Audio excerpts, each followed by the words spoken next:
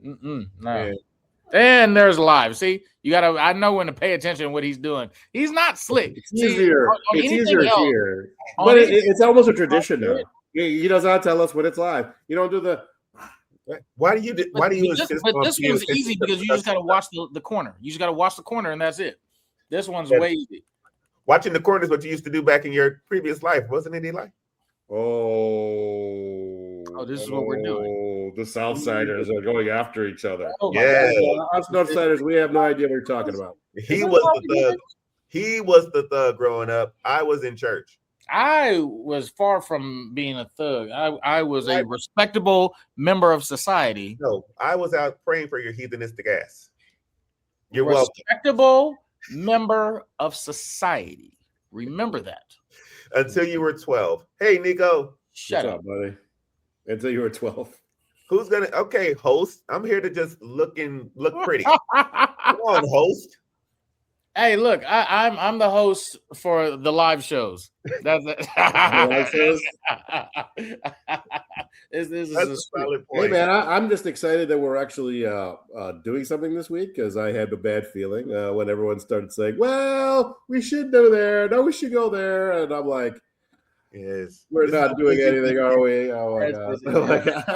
It's looking a little rough.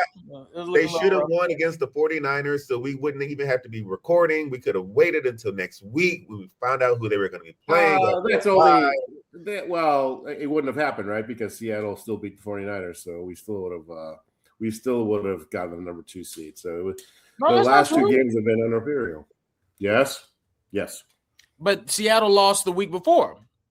So we would have been able to the sequence of events would have been us beating the 49ers and the 49ers beating Seattle to get the top seed. Neither of those happened. We needed both to happen though. So we were destined for the number 2 seed. No, so I remember when after we beat the Packers, they said the next 2 games, if we win out and Seattle loses 1 game, which they did, but they didn't lose week 17.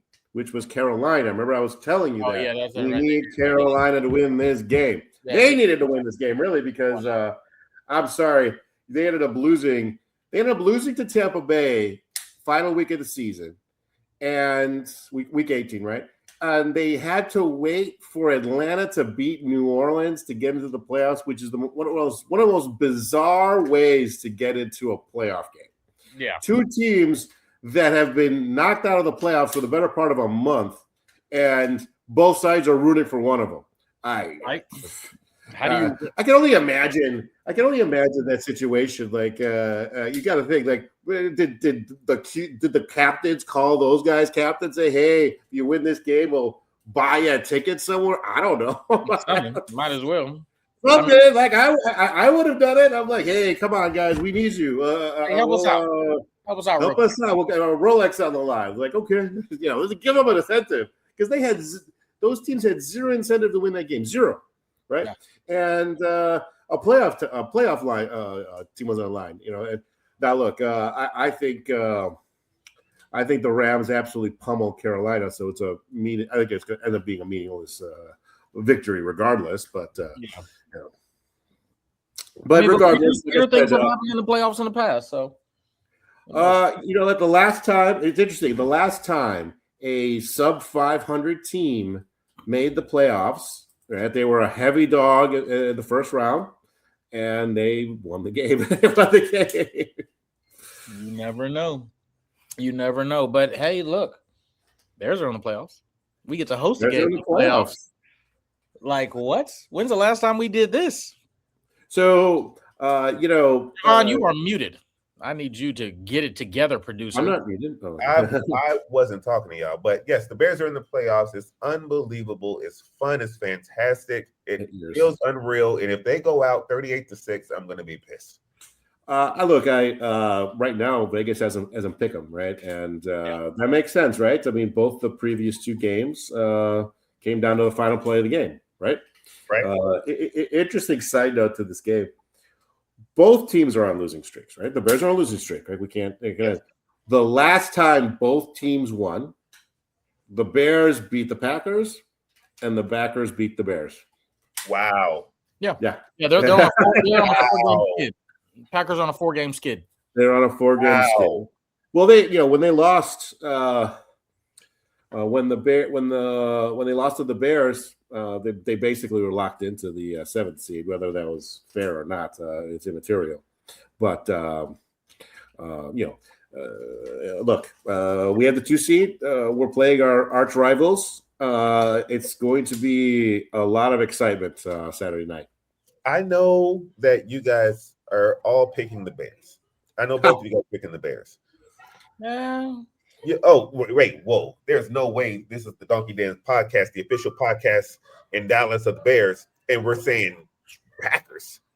No. Obviously. Well, it's an interesting. I read a couple interesting articles today. So written by you saying you're picking the Packers. Oh no. Okay. I do think the Bears are going to win. The Packers they're on a losing streak for a very, very good reason.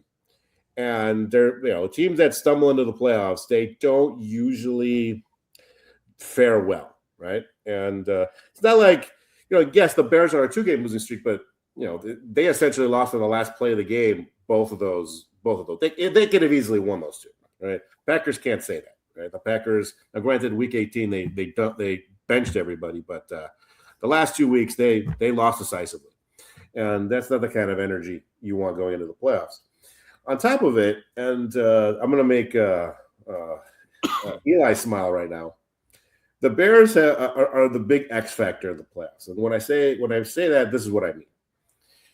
The 2 best players the Bears have, according to PFF from last year, and not this year. There's a reason they're not the top 2 on PFF this year. The quarterbacks, Gordon and Jalen Johnson. What do you guys think the over/under, the number of plays, the number of snaps those 2 have played together healthy on a Bears game this year? What's the over/under? What do you guys think? 2.5, maybe. I don't know. Yeah, I'm saying 2.5. No. Number of snaps. Oh, snaps? 60.5. Okay. Producer, you have one? Producer we've lost the producer. Look at that. Okay. So you're way high. It has been 31. High. Yes. Jesus 31 Christ. Snaps this year, which basically amounts to 95% of it in one game. 95% of it in one game. Good Lord. That is Take a guess which game. Cowboy game? What was definitively the best win the Bears had this year? Cowboy game. No. What? Oh, Eagles? The Eagles game. Eagles. Yeah. That was the only game where both Gordon and Jalen Johnson were healthy, playing the entirety of the game, and we stomped on the Eagles. Yeah. Right? So does that version of the defense show up on Saturday moving forward, right? That is a big X factor, right? Because let's be real, what the defense that we displayed against San Francisco 2 weeks ago, that's not winning no Super Bowl, right? A statistical fact: in the last 17 years, no team has won a Super Bowl with worse than a top 8 offense and a top 11 defense. If you think logically, that makes sense. You need to be good and not bad on one side, right? There's no such thing as a heavy defensive team and a shitty offensive team winning a Super Bowl, and vice versa, right? So when you sit there and look at the teams that currently qualify, right? The Bears aren't one of them. I'm just telling you right now. There's 4, right? And it would not be the worst bet in the world to get these 4 in their respective championship games. See, in the NFC, Seattle and the Rams. In the AFC, Patriots. And who do you think what that 4th team would be? It's an AFC team. Jacksonville? Jacksonville's correct. Oh, look at that. See, boy. I'm going to tell you right now, I can't remember if there's any sports betting at Choctaw. I don't think there is, but if I wanted to bet a dark horse to come into the Super Bowl, Jacksonville will be my pick. Yeah. Because conversely to what we just discussed about Green Bay, Jacksonville's coming in hot as crazy, right? They're an 8-game winning streak, and they were blowing people out. I mean, no one really noticed, right? I mean, we've had all of these years of futility from their golden hair, golden arm quarterback, Trevor Lawrence. All of a sudden, it showed up, right? Liam Cohen. Yes, I think we mentioned it last week. This is probably the toughest year in our lifetimes on picking a coach of the year. Like, obviously, we're biased to Ben Johnson, but I mean, you can make a case for a lot of teams. Could John Harbaugh get a vote even though he got fired? I mean, I don't think their team made the playoffs, so I don't think that he's going to get. He did a heck of a coaching job with Lamar Jackson's stink-ass attitude, though. He was also hurt. Well, the reason why he got fired, though, is actually interesting if you read into it. It wasn't necessarily because of his performance. He demanded the GM to be fired, right? He wanted his own GM to select players in the draft according to his preferences. Did he want to be the GM, or he just wanted his own GM? Well, there's probably a little bit of A, a little bit of B, right? It's like he wanted more voice in the draft room, basically, right? In the parlance of football, the GM's technically his boss, and he said, "We'll get the heck out of town." I think I made a joke to you guys. If I was the Giants, I'd be like, setting up a tent in front of his front lawn. It's like, hey, what do you want? We'll do it, whatever you want. Because I was listening to some New York Giants radio. They actually don't want to wait out for Harbaugh because what the fear is, if they wait out Harbaugh and he takes too long to make a decision, they also want Stefanski. And if they wait out for Harbaugh and miss out on Stefanski, then they're just SOL all the way around. So let me ask you guys a question. I give you the team.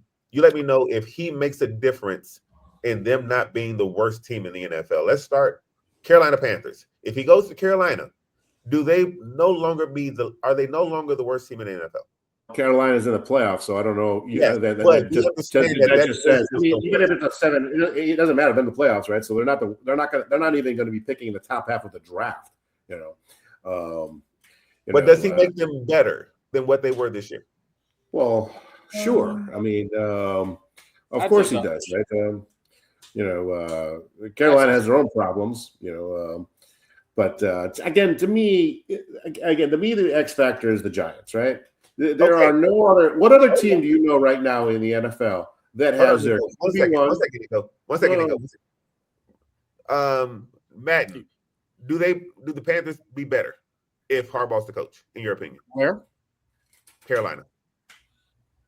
I mean, I think by definition, them having a losing record right now, I think yes, John Harbaugh can easily upgrade that team all the way through. All right. I've got 2 more teams, and then I can go to your deep analysis. Sure. Raiders. I'm mad that they fired Pete Carroll. I honestly think Pete Carroll could have been that one, but the Raiders if I were Harbaugh, I would not even touch the Raiders because if you really and here's why. Over the last 4 years, 4 or 5 years, how many coaches have they gone through? Like 1 year, one and done. Four coaches in the Gruden, last 6 years. What's his name from the Patriots? The offensive coordinator, they got him, and then now Pete Carroll. Patricia. In 5 years, they went through 4 head coaches. Yeah, they're not giving anybody a chance. If I'm Harbaugh, no, I'm not touching you. I wouldn't go there. I'm not touching you. Mark Davis is an idiot. Mark Davis is worse than his father. No. Can I put an exclamation point with something that I read the other day? So you're correct. Over the last 6 years, the Raiders have had 4 coaches. Okay, I don't know if you know this, but most coaching contracts have a significant guarantee, right? Right. Next year, the Raiders are going to be paying 5 coaches. Yeah, that's depending great. on how depending on how much money the new coach is going to take, they're going to be spending a lot of money, between $50 to $55 million next year on coaches for a team that's picking first in the draft. So, yeah, I mean, we always I remember when Eberflus was finally fired. Who would want to take the risk? When Eberflus was fired, right? He fired in the middle of the season. It was the first time the Bears ever did it. That's the reason the Bears never did it. They didn't want to be paying a bunch of coaches contracts that they're not even contributing to the team. The Raiders signed off on this. And here's the thing, $55 million, I don't care how much money you have. $55 million is a lot of money.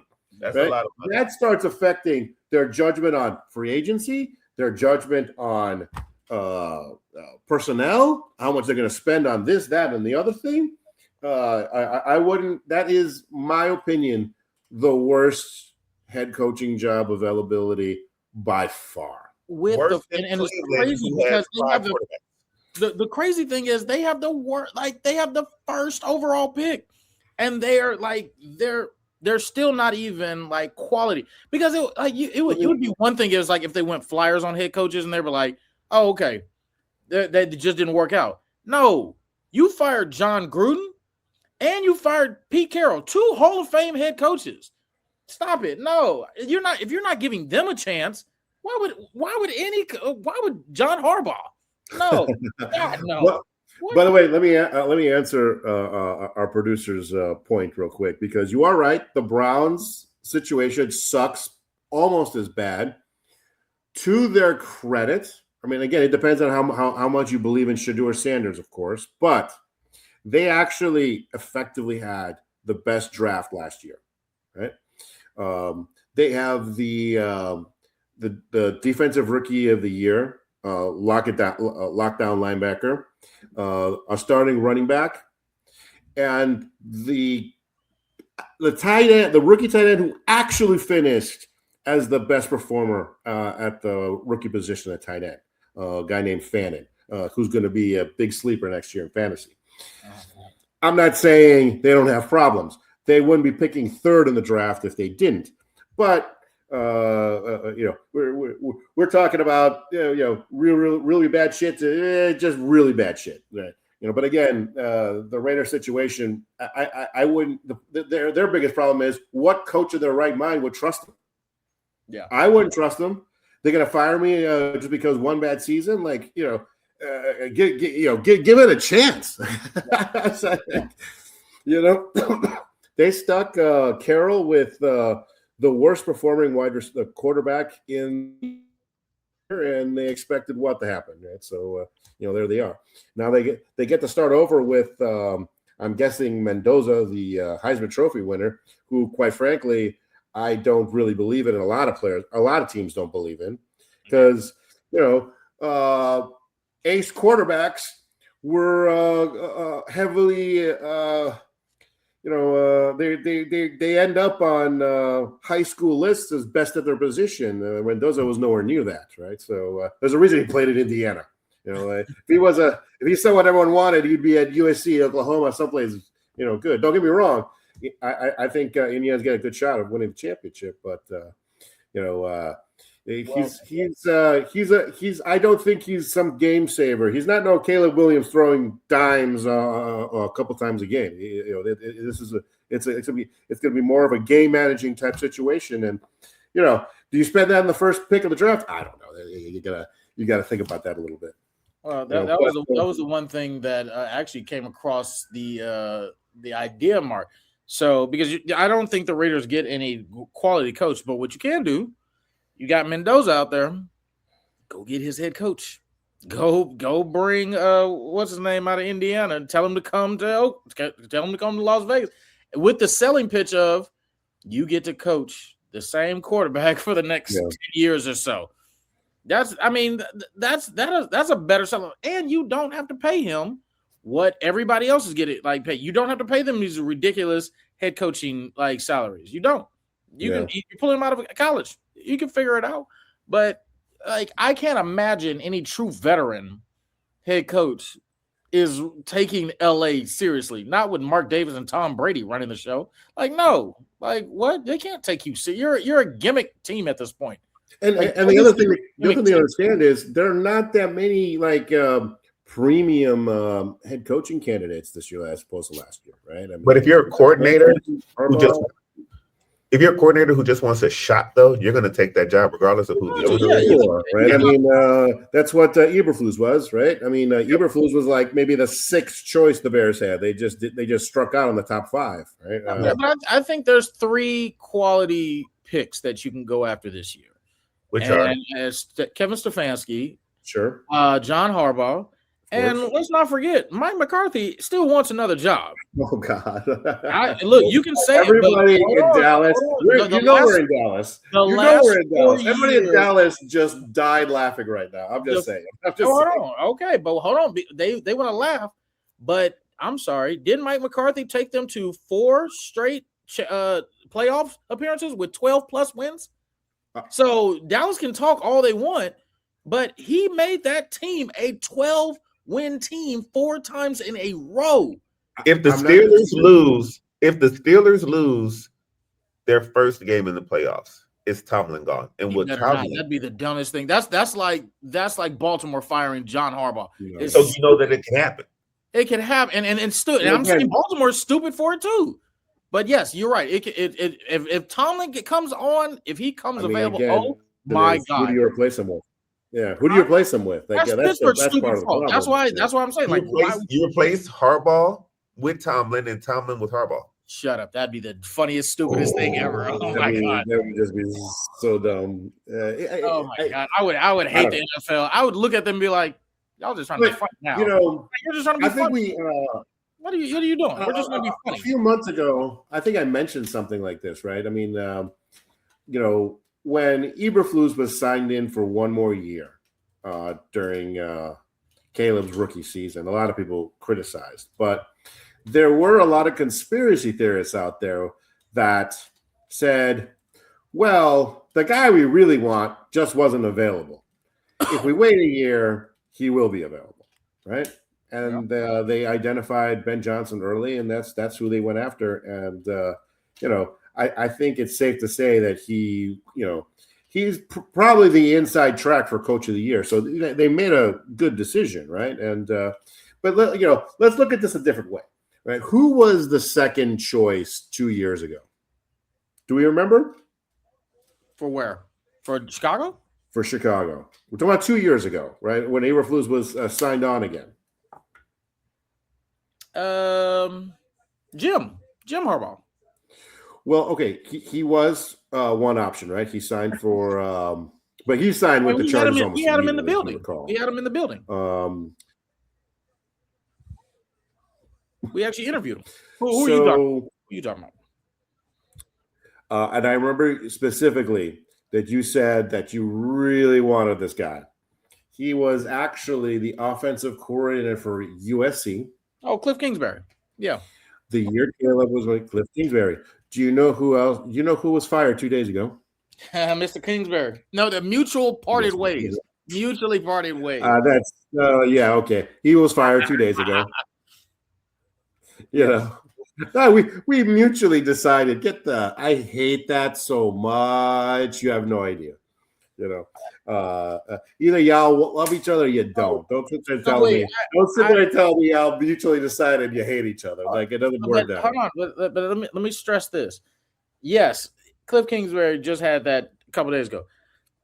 Let's not take away what happened year one with him and Jaden, and let's not take away the context of this year with all the injuries they had. So let's not blame it all on Cliff. If Cliff was here in Chicago and he was running that offense and he had a healthy Caleb, which Caleb, knock on wood, has not missed a game. And so you're talking about he would have had his quarterback the entire time. No, I don't think it would have been a crash and burn. They went to the NFC Championship game last year. No, I'm never going to say. Here's a good question. Cliff Kingsbury.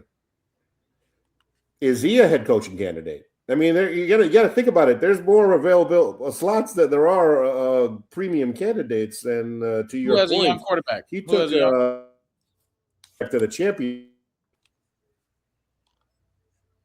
and lost by one score to the team that would obliterate the Kansas City Chiefs in the Super Bowl. Yeah. So I do have this image of Cliff Kingsbury being that mutually parted thing is true. Maybe he wants to go for a head coaching job. Maybe that thing is true. He didn't need to get fired to do that, though. That's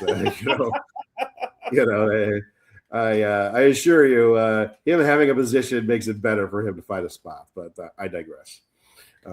But again, Washington believes their season was a complete disaster.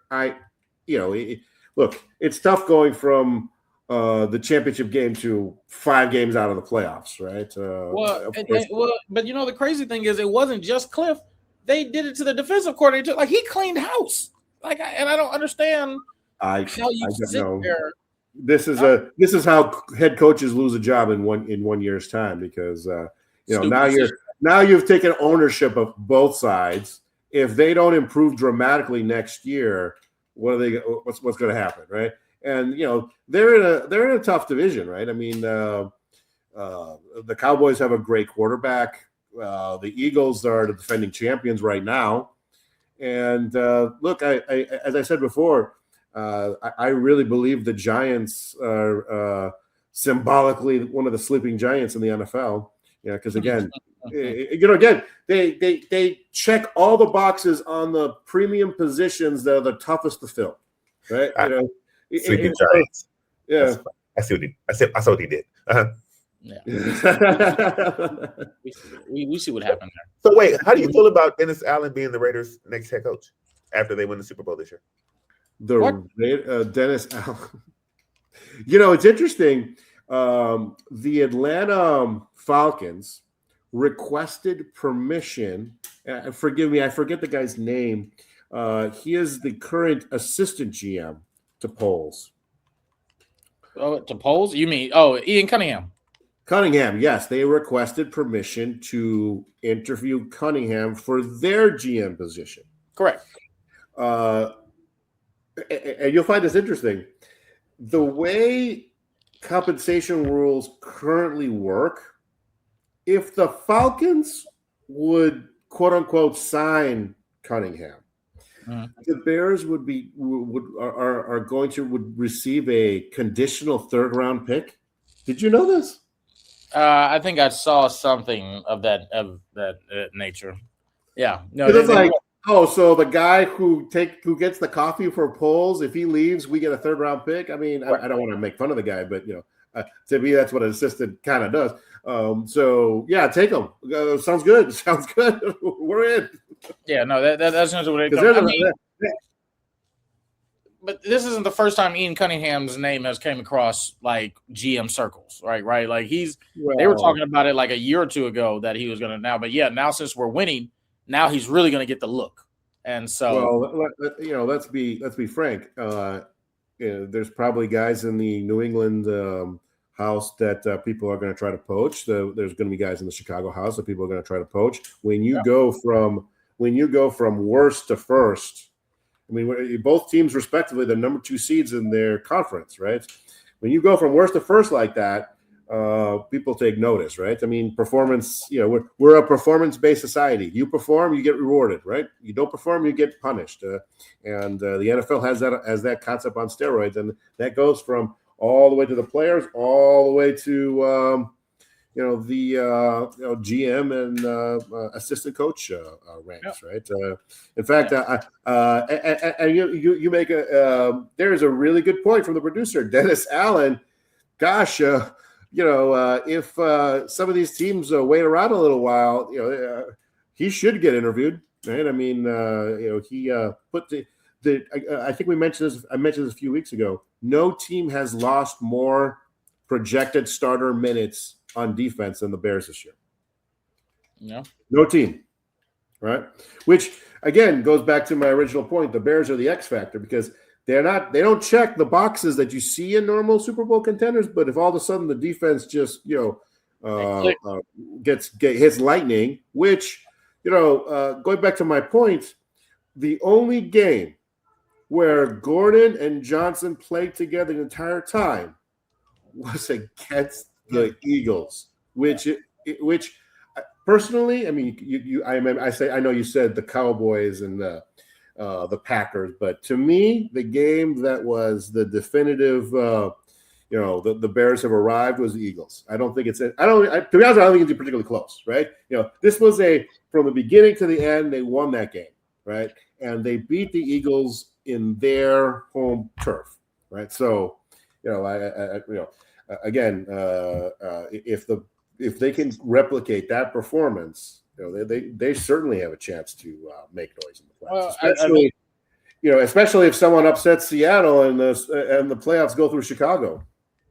Well, I think the other thing people need to remember, people tend to forget how valuable Kyler Gordon is, because I mean he's not been there, so I understand why.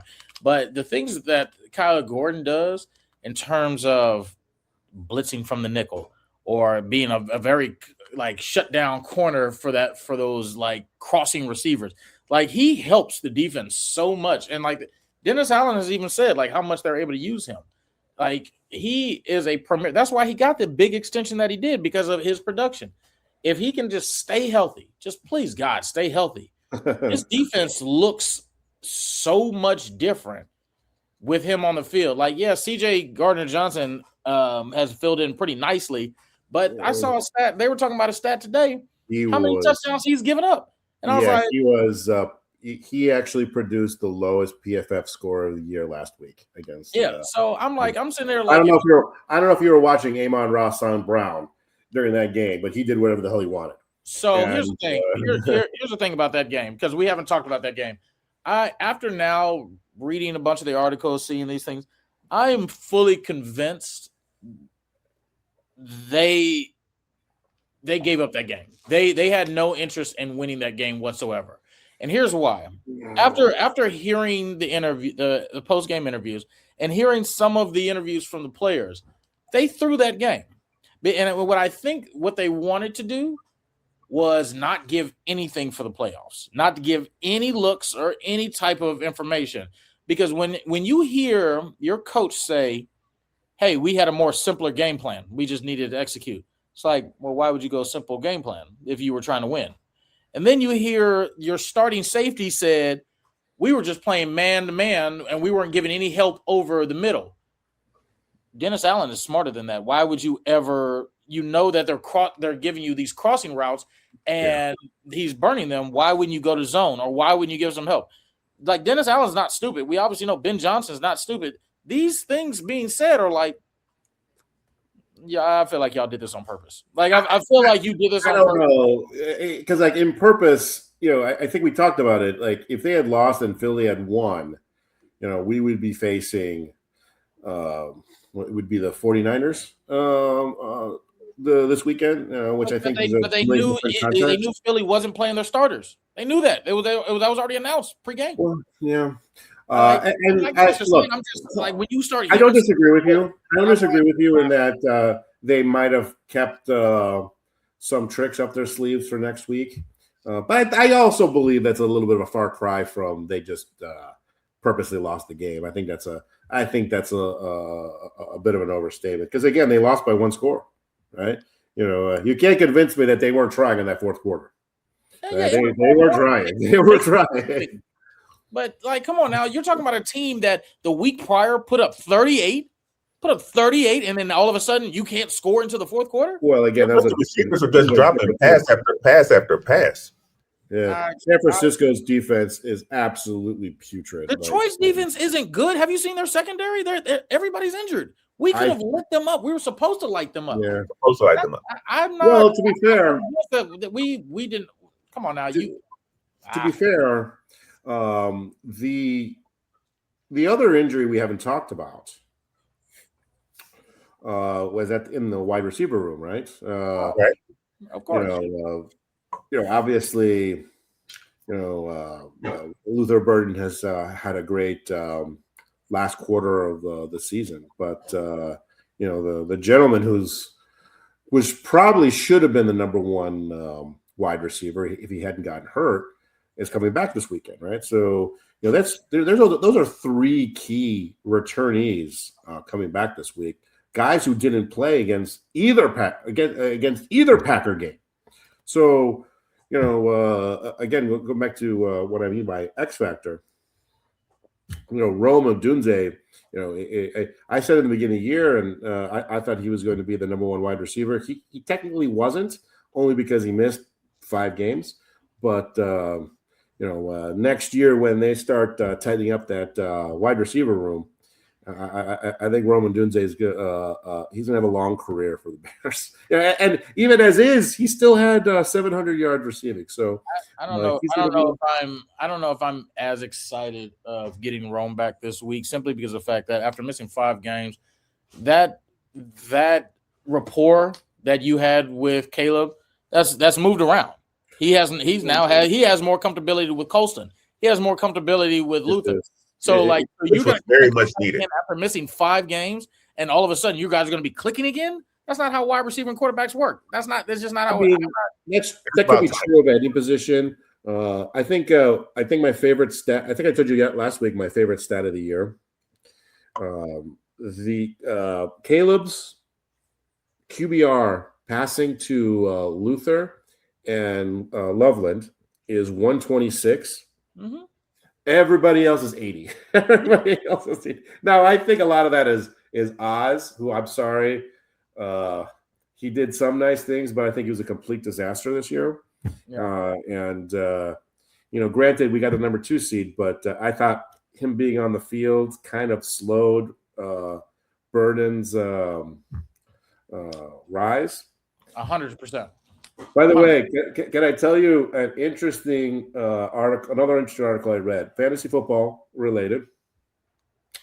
And this is a very early draft. A lot of things are going to change from here in August. But guess what rank the CBS Sports just gave Luther Burden on the wide receiver rank for next year?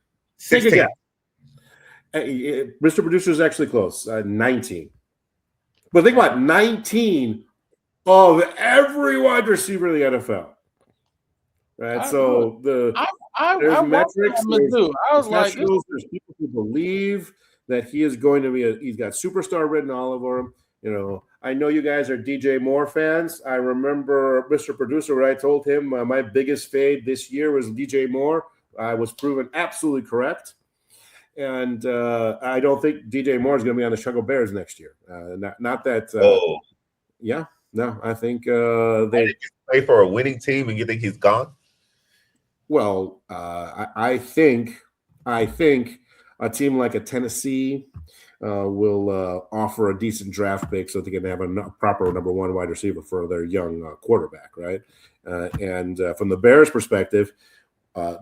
More draft capital will only enhance their position on improving their defense, and more importantly, it opens up more routes and pass catching opportunities for the guys who are exceptional. You weren't listening to this stat when I said it the other day, Javon. There is a metric called yards per route run, right? So in other words, how many yards are you accumulating per the routes you're running? The number 1 in the league is Njigba, who finished number 1 wide receiver in the league. Number 2 in the league was Puka Nacua, who finished number 2 wide receiver in the league. Number 3 was Luther Burden. Right? This means that they didn't run him enough routes. That's what it means, right? Because basically, if they gave him the same number of routes as a Puka, he's basically that's the production that you're expecting, right? So you're replacing DJ Moore with someone who's going to produce 30% more efficiency. Yeah, so I've watched the highlights at Mizzou. Like I already know this man.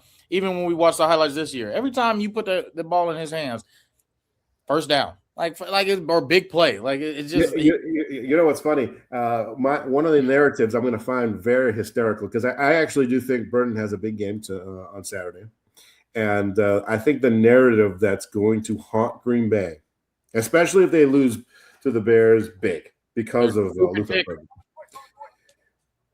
The Packers selected the first quarterback in the draft this year. Wide receiver. I'm sorry, wide receiver. You're right. They selected the first wide receiver. Yep. It wasn't Luther Burden. Nope. And the guy they selected can barely get on the field. Right? He is.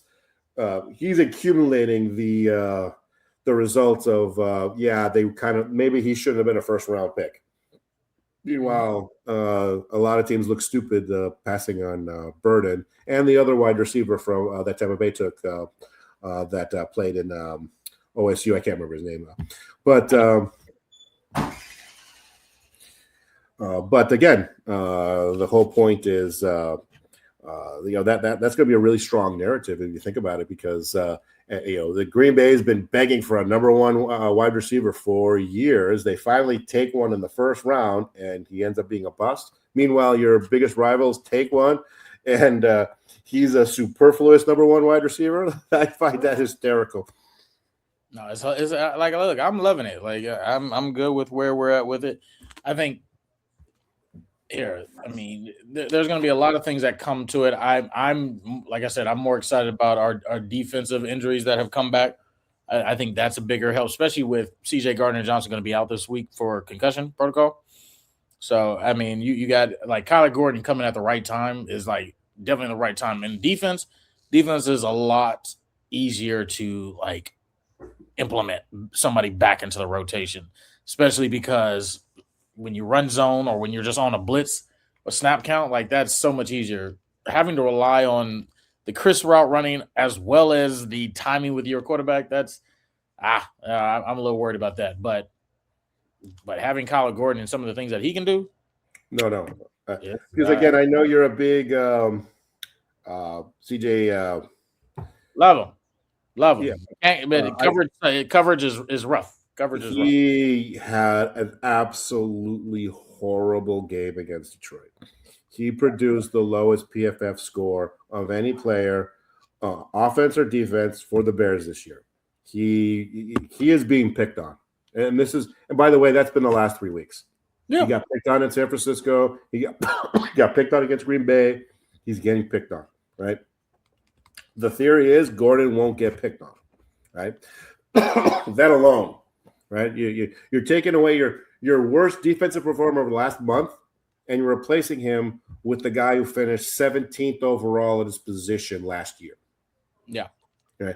And in theory, that is a wide net positive.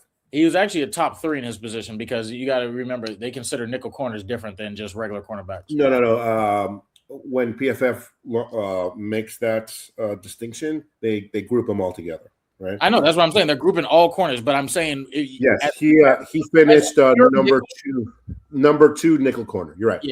Yeah. So that's what I'm saying is like you're going from essentially worst to first. Like, I mean, again with that position. So yes, last year he finished number 2 overall.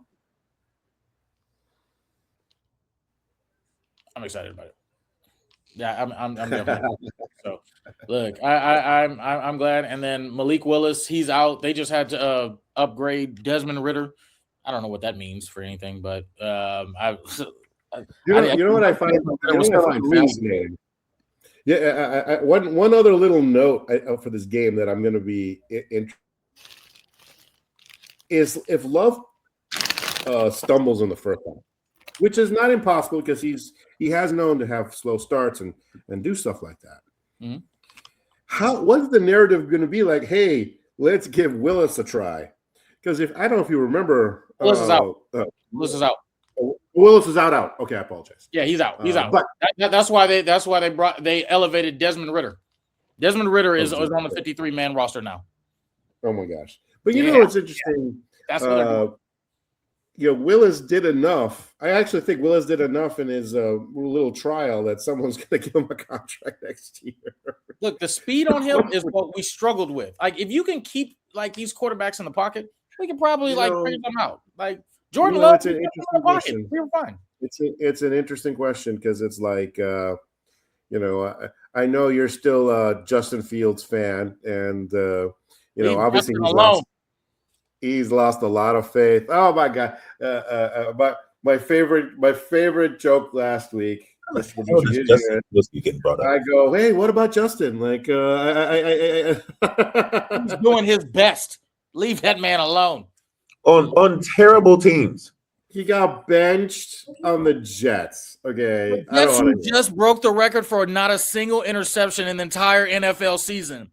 Oh, wait, and I'm sorry, with the longest season that we've ever had. Yes, you're talking about 17 games. You couldn't get an interception. Yeah. That is unreal. So don't tell me that the Jets are a hot mess. There's no doubt about dumpster fire. Dumpster fire. Okay. Let's ask a question. Which team you think is the biggest dumpster fire? The Raiders, the Jets, or the Browns? Jesus. At least the Browns have a defense. Like, at least they can do something. Like, right? He's got his etched name in stone. Like, he's the sack leader of all time. That's going to stay. And actually, Shador looks competent. Like, I can't. Jury's still out, but I think they're going to give him a chance. So that when you look at the Raiders, I don't know what happened with that. I think there was a bit of Chip Kelly being an idiot. And Pete Carroll never really getting the grasp on it. No, I think the Jets, they didn't know what to do with quarterback. Your best wide receiver couldn't break 400 yards. Your defense didn't get a interception all season, which is unheard of. I'm gonna say the Jets. Yeah. And then the Jets had the opportunity to get the number 1 overall pick, and they messed that up. Like, what do you mean? Like, what are we talking about? I missed something. How did they have a chance? Huh? How did they have a chance? Jets held the number 1 pick, and then they beat. Who did they beat? Like 2 weeks ago. I thought the Raiders had it when they lost. I thought to the Jets. When did the Jets have it? Hold on. And then if the Raiders had won and the Giants had lost, they would have been the first pick. I could be wrong. Hold on. Give me a second. I believe the Jets do actually pick 2, by the way. So it's when the Jets beat. Good Lord, where is it at? When they beat the Falcons, November 30th. At that point, they had the number 1 pick. Oh, oops. Yeah, at that point, because they. But correct me if I'm wrong. They have the 2nd pick right now, right? Yeah, they're second. Yeah. All right. So, look, there's 2 quarterbacks that have first-round grades. They'll get one of them. Okay. They've done it before. Who knows? I will say this about the Jets. They did do the right thing, and it's actually shocking more teams don't do this. They took whatever asset they had that wasn't glued down and traded for any draft pick you can find. Yeah. They have multiple first and second round picks the next 2 years. That's a good thing, right? I mean, again, they need to find a QB that works. They need to they just hired a new coach who's already in the hot seat, which I find hysterical. But look, personal opinion, to me, it's the Raiders. Especially in the context of, because we talked about the Browns having a great defensive end. Raiders defensive end is not too bad either. In fact, they might be. I can't even tell you how many memes I see about the Bears acquiring Max Crosby. I find that fascinating, right? I mean, the Bears fall short, knock on wood. He would be like an optimum choice to chase, but we'll see. I wouldn't be mad at it. I'd be pretty happy too. Especially when you put in context that they're probably going to ship out DJ Moore. It's like, okay, ship out DJ Moore. Stop getting rid of DJ Moore. Hold on. DJ Moore is gone. Stop getting rid of DJ Moore. You ship out DJ Moore to player Team A, and you get Max Crosby on a corresponding trade over here, right? I would trade DJ Moore for Max Crosby every day and twice on Sunday. I don't think many teams would say no. I understand your valid points, sir. I want cake and I want to eat cake. So Give me DJ Moore. Give me Max Crosby. I want both. That's okay. Nothing wrong with that. I'm not saying it's a bad thing, and I'm not saying it's impossible. As a backup quarterback. There's a thing called money. There's a thing called money. There is this weird thing called a salary cap, right? I hear you guys. There's also a thing called a playoff game against the Green Bay Packers where it looks like people are coming back and we're going to be strong. What is your opinion about what we're going to see on Sunday? Let's start with Nico. I do think it's going to be a back and forth game and a one-score game. Do you know this? A little interesting factoid. Where is his white jacket? I'm sorry. One, they are predicting snow for this game. Oh, great. Two, even with that weather forecast, it is officially the most expensive wild card round ticket in NFL history. Bears Packers on a Saturday night. Yeah. It was funny. We were talking about the schedule last week. I was like, oh my God, they're going to put this on Saturday night. I'm about 9,000% positive, right? Because it's all alone. It's on an island. Do you know why they did that? Is they wanted to maximize the biggest revenue for both the NFL and the city of Chicago. Because when you think about it, Saturday night, Sunday, everybody is going to be packed watching this game. The DUI drunk tank at Cook County Jail is going to be going through the roof, boys and girls. It's going through the roof. It's like, okay. We've had enough. We have enough. It's going through the roof. It is madness. It's gonna be a great game. I think the Bears' defensive stars returning are going to make a difference. I think the Bears win a 24-21 game, and it's going to be a lot of fun. No, I think here's the thing. There's a couple things. I'm not gonna lie. I'm a little nervous playing the Packers again. Now, logically, yes, you can go into this game and be like, all right, we got a great running game. We're getting all these people healthy back. Ben Johnson is going to do everything in his power. He's going to get all the stops out to beat him. You can say all those fun things, but we've seen this before. We've seen this movie before, and we've even seen it in the playoffs before. I don't know if I can deal with losing to the Packers in the playoffs. If I'd actually rather Sunday, I'd rather be the 3 seed. I'd rather have San Fran come to Chicago. I'd rather have a West Coast team come to the cold rather than playing a team that. That's a fair point. You know what? That's a very fair point. The fact that we sat there and we took the Niners to the wire in their home, home stadium. Yeah, I would want you to come to Chicago and see how you can deal with it. I would want that. Now we're sitting here dealing with our nemesis, our boogeyman. Jesus Christ. Yeah, you could have faith about it, but I will say this: if we reflect on those two games a month ago, the Packers won 6 of those 8 quarters. They did. Yep, they did. We can't deny it. There's every statistical evidence now we won 2 of those quarters. One of them we fell a little short. One of them we got right over the finish line. Right. Both required someone fucking up. Right. In the first game, it was Ben Johnson making a horrendous play call. I'm sorry, there was a minute left. He should have gotten the first down and then made a play for the touchdown. But spilled milk. And that second game, let's not forget. Romeo Doubs is the second leading wide receiver on Green Bay. He had to muff a punt. He had to muff that onside kick for us to even have a chance to get that far. Correct.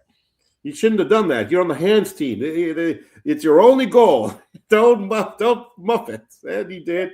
A lot of people in Chicago didn't see this, but.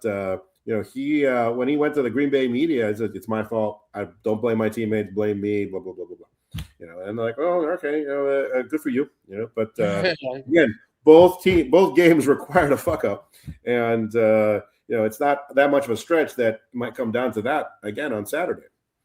And like, look, I was watching some of the interviews. These like they are fiending to get their so-called get back. That's what they want. They want this badly, and I'm like, if we don't come out perfect, Jesus Christ, it's gonna be a rough one.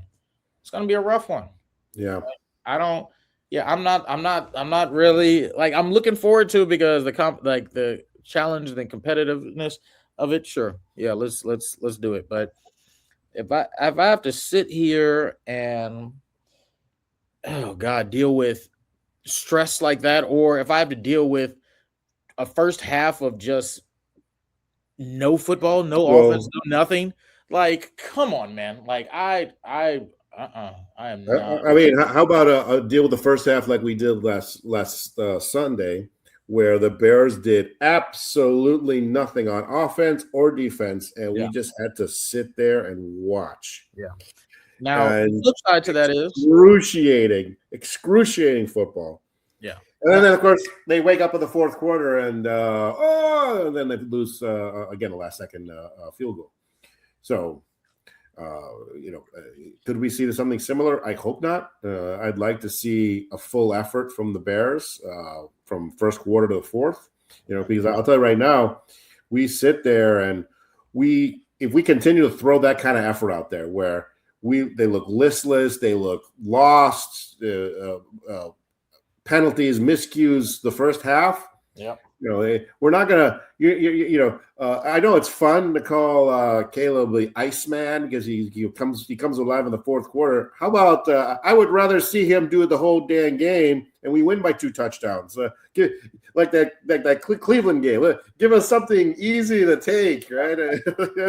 And so that's what I was gonna say. On the flip side of this, if we come out and we pull a Cowboy game, or we pull an Eagles game, or we pull one of these out, and it is pure dominance, then the flip side is enormous, because now you're sitting there. Now you sit there and say, "Oh, nobody can touch us. Nobody can touch us." And then don't let Seattle lose, because if they lose, the road to the Super Bowl goes through Chicago. Yeah, no. And if all these West Coast teams or these summer teams have to come to Chicago and face our run game, face our defense, boys, this might be a hell of a season. Well, we might be sitting here getting ready for a nice little maybe a 1985 Super Bowl rematch. As I told you a couple weeks ago, I think the NFL would literally orgasm in their pants if it was a New England Chicago Super Bowl. This is where I want the scripting to come. Like, hey, look, come on, Vegas. Let's have some fun. Come on, hey. I'm not going to say anything. They are outside of the Chargers. They're the 2 biggest markets. And then of course you have the whole narrative of the first and third pick in the draft last year coming up. Let's do it. One of them going to win the Super Bowl. The script wrote itself. It would be enormous. It would be enormous. And obviously we're rooting for it. I'm not anti-New England. I mean, granted, there's probably some teams out there like, well, that's not fair. They just had Tom Brady 3 years ago. What's going on? With 3 or 4, whatever it was. And here they are with another franchise quarterback. But again, that's why drafting these franchise quarterbacks is so important. Last fact of the day. So this playoffs has just broke the record for most number 1 picks, most number 1 quarterbacks playing in the playoffs. Oh wow.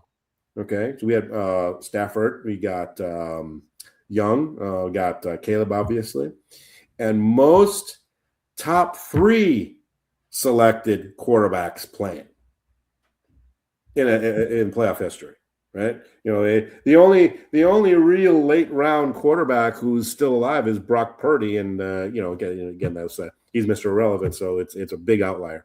But everyone else, either early first or early second. And then you got Purdy out there a little dot on the other side of the spectrum. But again, the three of the last. Well, Stafford's older than that, but two of the last three number one picks, they're playing. They're going to be playing today, this weekend. That's insane. I think that's nuts. Yeah, I think it's actually fascinating, right? Because again, when last year's draft, when the Denver Broncos picked Bo Nix in the 12th pick, and they ended up being the 6th quarterback selected, everyone was freaking out. And I'm like, well, shit, it's only going to get worse. And now that this happened, right? We haven't even talked about Bo Nix and them being the number one seed in the AFC. Right? I mean, they can get. I could see them making a big run. Right? So that's nuts. That's nuts. Okay, excellent commentary. Love it. This guy, give him a promotion. Yeah, Mr. Producer, what's your prediction for tomorrow or Saturday? The Bears are going to win this game. Oh, let's just call it 42-10. Wow. We're going to make a statement. They're going to let the NFL know we are not here playing with y'all. We got this. Let's go. Go Bears. Okay, boys. We'll see what happens on Saturday then.